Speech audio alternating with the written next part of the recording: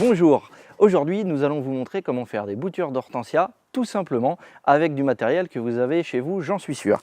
Nous avons besoin pour ceci d'un sécateur ou d'une paire de ciseaux, de petits godets en plastique ou bien en terre ainsi qu'une petite caissette de polystyrène, fera très bien l'affaire.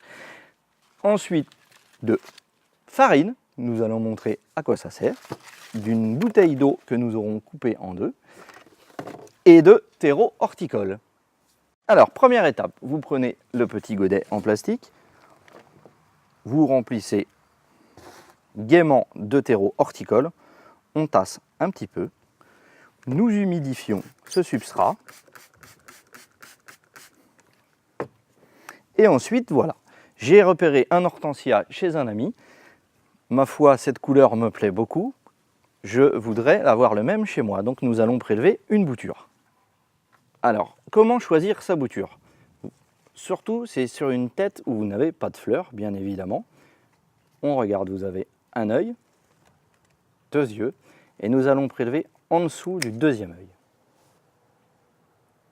Troisième étape, préparation de la bouture. Enlevez les feuilles de la base, essayez de ne pas abîmer les petits yeux. Et puis ce que l'on va faire pour empêcher la bouture de transpirer, on va couper un petit peu de feuillage comme ceci. Quatrième étape, nous prenons un petit peu de farine, ce qui va remplacer notre hormone de croissance, puisqu'en fait, lorsque vous avez du blé et tout, je dirais tout céréales où il y a du gluten, va pouvoir remplacer ces hormones de croissance qui sont plus chimiques. Donc vous mettez ceci dans un ramequin, et nous allons tremper notre petite bouture, donc la base de notre bouture, dans cette hormone. Tapoter, ça ne sert à rien d'en mettre de trop. Cinquième étape, plantation de la bouture. Donc vous prenez votre bouture, attention de ne pas casser toujours, donc on tient bien les yeux avec ses deux doigts.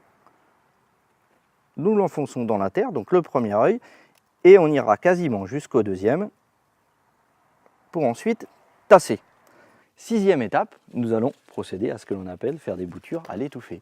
Donc voici notre bouteille que nous avons coupée en deux. On prend bien la partie supérieure de la bouteille, celle avec le bouchon, et on va tout simplement la poser sur notre bouture. Et ainsi le bouchon, on va pouvoir gérer l'humidité qui se trouve à l'intérieur. Septième étape, votre bouture est réalisée à l'étouffée. Attention à l'humidité, bien gérée avec la petite cheminée.